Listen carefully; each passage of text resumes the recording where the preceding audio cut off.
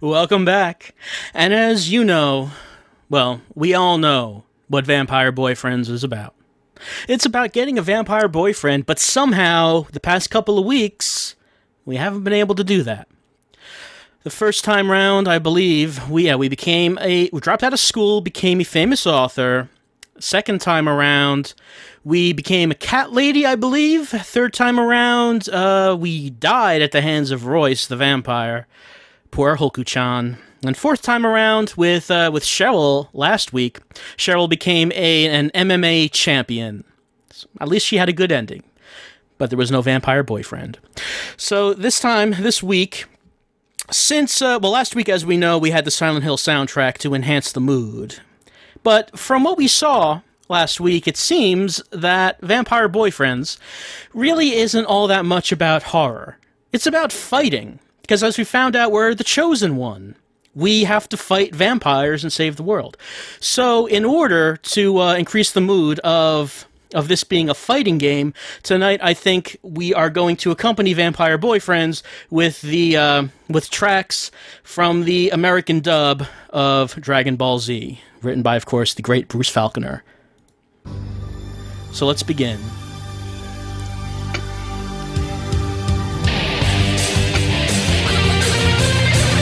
Okay, we know how this starts. We need to choose a name. Chat, what is the name of tonight's protagonist? The character tonight that is going to try to get a vampire boyfriend. It seems like previously you were already deciding it was going to be Uggum's Mantooth. So it'll be that. And just like you're typing it, we'll be doing that in all caps. There we go. Uggum's Mantooth. The one who will finally get a vampire boyfriend.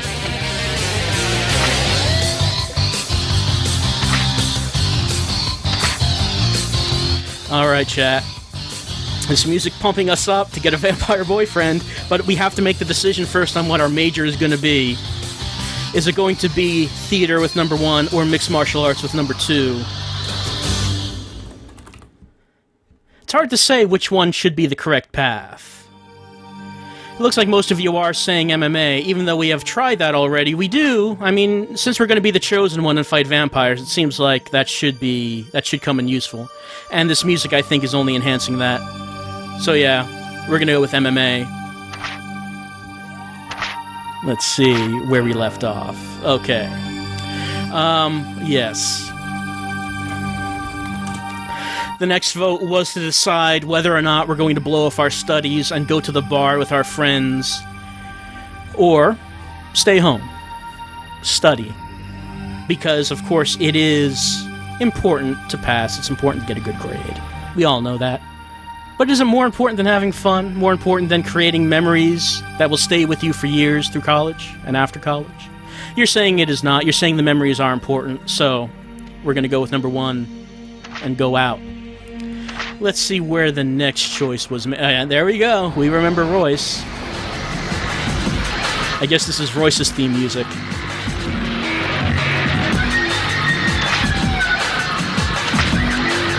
Alright, the next choice that had to be made was whether or not we take a shot, or do we do the responsible thing and go home? 1, to take a shot, 2, to be responsible.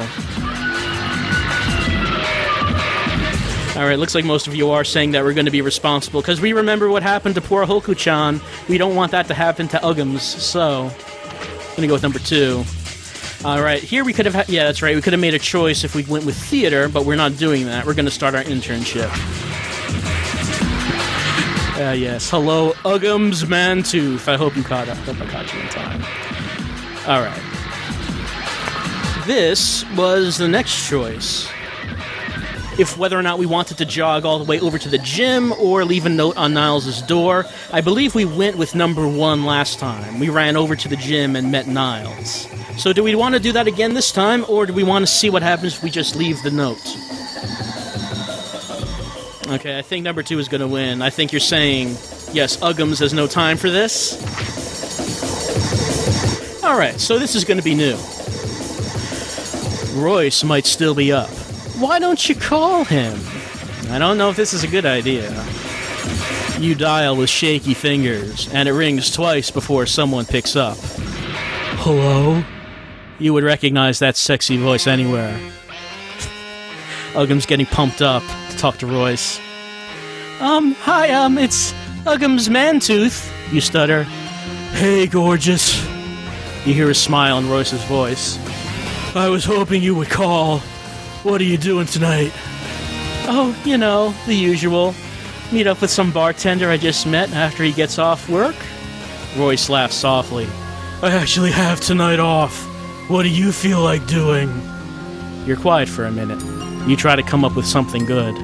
Nothing's coming. You stall. Do you want to go out to dinner, or would you rather I take you to a club? Have you ever been to the Lair? No, sounds interesting, you demur. Yeah, it's a great little after-hours spot around the corner from the bar. Your choice, Uggum's Mantooth. Your friends are going to be so jealous. Okay, another choice. Do we go on a date with Royce to the club, or do we have a quiet dinner with Royce all alone? This music is really psyching me up for this date, I have to tell you. I know, despite the music, it looks like most of you want to have a quiet dinner with Royce. So if that's what you want, I guess that's what we're gonna do.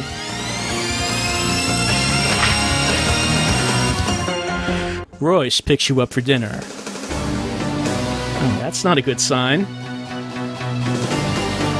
Smelling amazing and looking even better. He drives his BMW fast and smooth, just like you like it. You imagine having sex with him, and you know you're up for the ride of your life. Well, let's be honest, you're no angel, but it would at least be the ride of your day. At dinner, he orders 3 extra rare steaks with no sides and mops up the blood with his bread. Steaks don't actually have blood. The cow is drained of blood once it's butchered. The juice in a steak is not blood. It's red, but it's not. That's a popular misconception. It is not blood. Something about this tugs at your subconscious, but you brush it away. Strange, you think as you pick at your salad. But he's hot enough to get away with it. You talk for hours about your shared passion for foreign film, travel, fashion, making out. He's kind of like a girl in a big, beefy man body. Score! Before you know it, you're back at your front door, and he oh so smoothly leans in, covering your mouth with his. Your lips alight with passion. Your scalp tingles. Your scalp isn't the only thing that's tingling. Don't know what they're talking about. What else would be tingling? Do we want to invite him in for coffee with number 1? Or would we rather say goodbye at the door with number 2? Looks like most of you are saying, oh, that's kind of tied, but number 2 is in the lead. Looks like I think most of you are thinking we need to back off from potential Royce danger. But there are some thrill seekers who are saying number 1. Which one is it gonna be?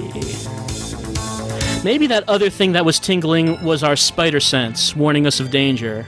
So we're going with number 2. How does the music keep doing that? You pull back out of your embrace. I'm sorry, I'm super tired, you say, and fake a yawn. I'd better turn in. Thanks for the great evening. I'll call you, okay? Royce smiles and nuzzles your neck one more time. You'd better, gorgeous. And with that, he's gone. Oh, actually, we can't make a choice here. We have to want to see him again. We don't have another guy in our mind. I guess because we did not meet Niles or Lucas, we can't actually make that choice. That's interesting. If we met them previous to this, we might have been able to do something else there. All right. The next morning you wake with your mind full of Royce. You can't help but call and ask him to have breakfast with you. He instantly accepts and offers to come over and cook for you. This man is perfect. You rush to pretty yourself up, and before you know it, there's a knock at the door. Tension-filled music. You open the door wide and turn to Royce. Come in, you smile. I can make us some coffee. Your hand brushes his, and he pulls your fingers to his lips. You're barely over the threshold before he envelops you in his arms, kissing you with tenderness mixed with passion, mixed with sheer animal fire. He kicks the door shut behind him and pushes you up against the kitchen counter, covering your neck with kisses. He breathes in deeply and murmurs, "You smell amazing," as his hands wildly explore your body. You can barely control yourself as you pull his hips closer. He gathers your hair and kisses you at the base of your neck right on your birthmark. Then suddenly, he pulls away. Royce takes a deep breath. "I know this is fast, gorgeous," he says, "but I'd really like you to meet my parents." Absolutely. You know you're feeling the same thing he is. Well, that's... I don't know, it's only been a day. We really need to meet his parents so soon? Yeah, he seems to think so. He seemed to think so after he saw our star birthmark. Do we want to go with him with number 1, or tell him to slow his roll with number 2? Looks like most of you are saying that roll slowing is needed. You take a deep breath yourself and wriggle out from between Royce and the counter. Whoa, buddy! Slow your roll! You remember we just met, right? Let me make us some coffee. Sure, if that's what you want. You shoo Royce into the living room and put the coffee on. You could really use a moment to freshen up. I'll be right back, you call as you slide down the hallway to the bathroom. You take a long, hard look at yourself in the mirror. Your life is crazy! You roll on a little extra deodorant and splash water on your face. You remember that you didn't actually take a shower yet. No. As you come back into the living room, Royce has poured 2 coffees and seemed to have downed his. He's quick. He's thumbing through your latest issue of US Weekly. All this, and interested in celebrity gossip too, be still your beating heart. You sit down, take a sip of coffee, and your world fades to black. You have to be careful about what you drink, who you take your drinks from. Your eyes flutter open and your heart skips a beat. Where are you? The last thing you remember is making out with Royce and drinking a... Wait, you're not in your bedroom. The music knows too. You're lying in a gigantic bed in a room the size of your apartment. It is opulently decorated with heavy velvets, dark wood, and huge furniture. You sit up with a start.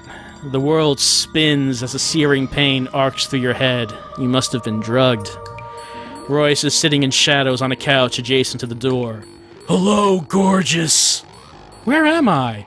You're at my parents' house. You kidnapped me? You're horrified, and maybe, even though it's kind of messed up, a tiny bit flattered. No, come on. No.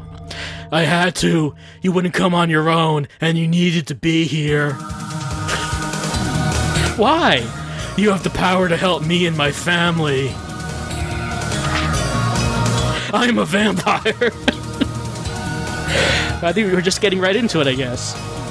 Royce says gently. Whoa, you say, trying to absorb that statement. Is he crazy? I'm not crazy, Uggums Mantooth.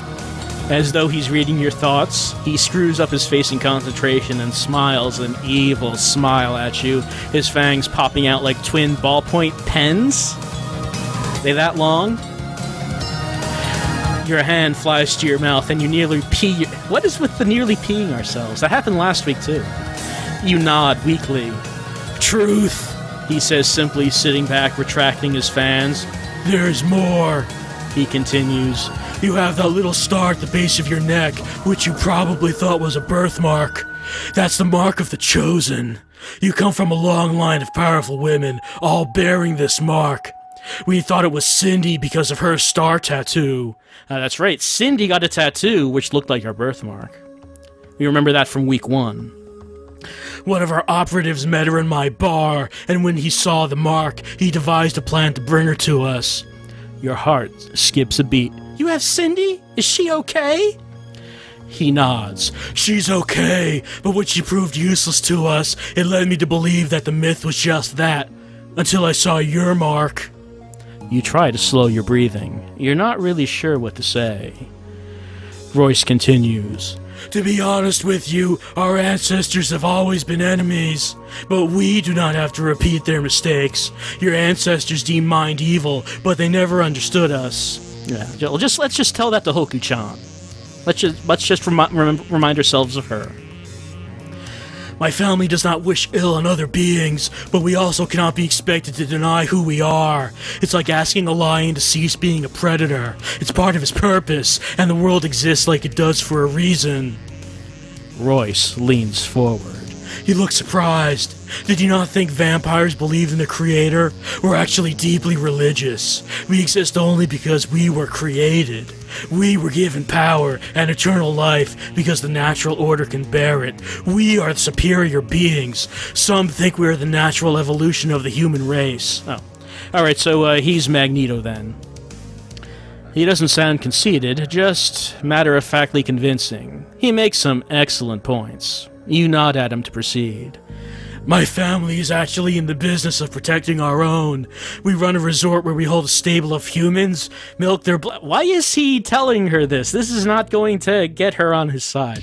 Milk their blood and sell to other vampires throughout the world. The humans are treated well, and they are hypnotized so they are unaware of what they are used for. This helps vampires everywhere resist killing humans and simplifies their lives so they can be productive members of society. What we do protects humans and vampires. And we're actually vampire royalty. My mother is a vampire queen and I'm the prince. I wrote all about it in my fanfic. A prince? So cool. There's another vampire family, the Jaros, who are all determined to see us fail. They would rather help humans than protect our own species. A great battle between us was foretold many years ago, and the one with the mark of the chosen has a choice of which side to help. Whichever family she puts her support behind will win. The other will perish. You are descended from a long line of extremely famous, very powerful, wholly misguided women. Joan of Arc, Cleopatra, Virginia Dare. You interrupt. Didn't Cleopatra come before Joan of Arc? Royce shoots you a look to be quiet and continues. They all decided that we were evil, challenged us, and threatened to expose us and tried to destroy us. We have landed on the wrong side of history. You must believe that we do only what we must to survive. How could someone ask for us to do otherwise? I don't know if I would have chosen this voice for Royce if I knew I had to do so much talking, and it's actually kind of hard to keep it up. Royce stands and crosses the room, sitting next to you. He gathers your hands in his. You have the power. I don't think so, you say, shaking your head. Did you have visions when you were young? He asks, gently.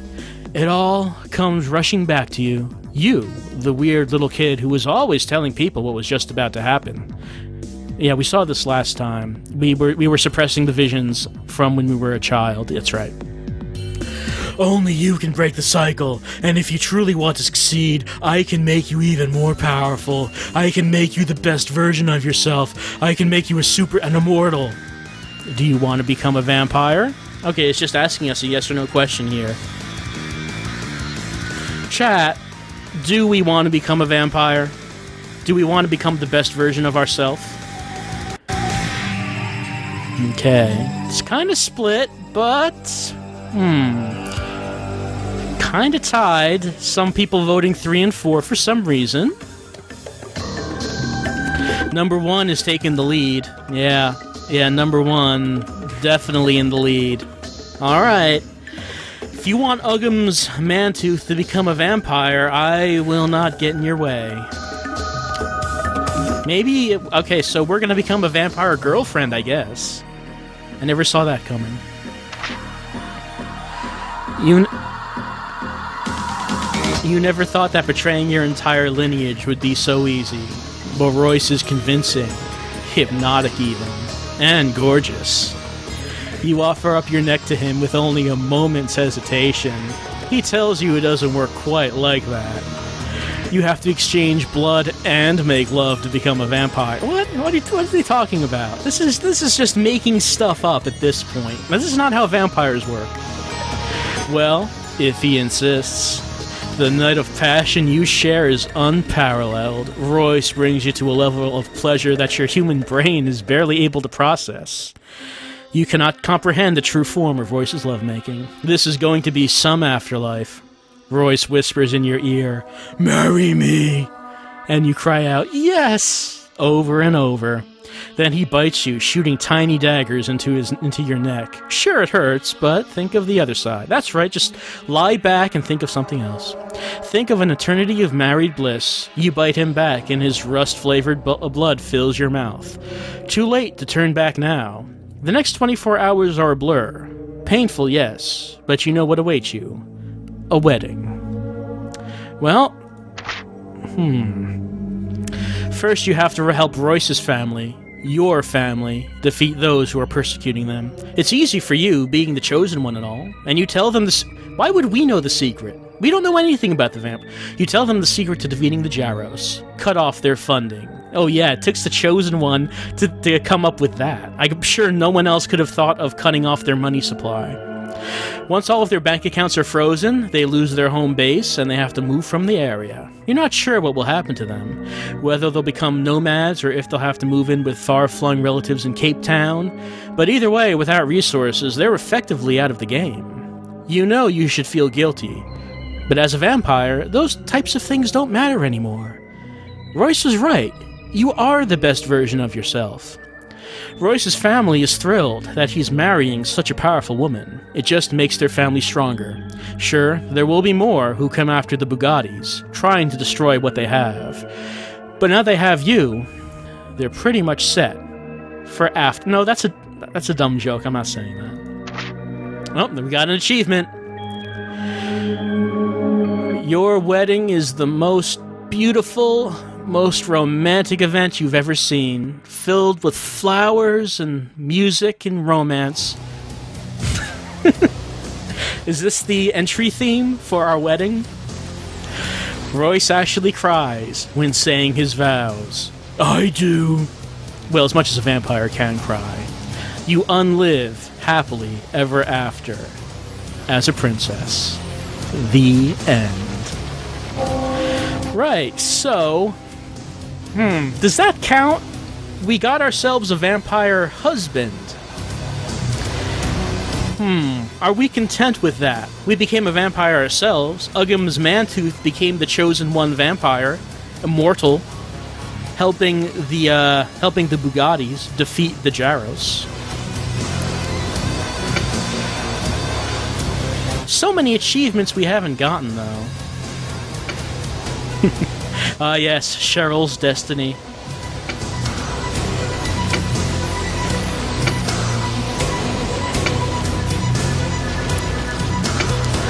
So, chat, it's hard to say if this counts, so I guess I'm going to leave it to you. Are we satisfied with vampire boyfriends? Can we leave it behind since we got married? Number 1, if yes. Number 2 is no. Number 1, if you feel that, yes, we're done with vampire boyfriends, we got a vampire husband and we're content with that. Number 2, if we feel that we're not happy with that ending and we have to keep trying to get a vampire boyfriend. Okay, it looks like, yeah, definitely number 2 winning. It looks like you're saying we're not done with vampire boyfriends. So it's going to be time, well, for more. I think, though, since we actually ended the story this time, we'll leave this done for this week, I think. And then continue with a new character next week.